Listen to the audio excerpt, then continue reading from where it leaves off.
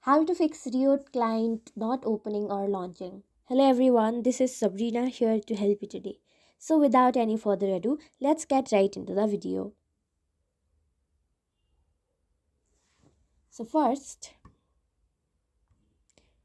go to Play Store and then search for Riot Clients.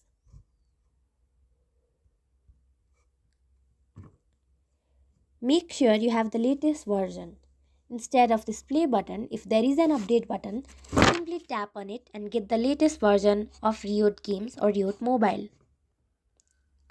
After that, go to Settings,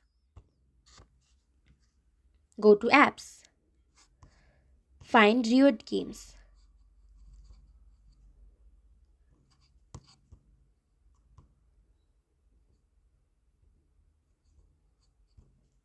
Then, on its storage section, simply tap on Clear Cache. The most important part is make sure you have a very stable internet connection. Sometimes the server might have been down, so if that is the problem, all you have to do or all you can do is just wait. So that's it.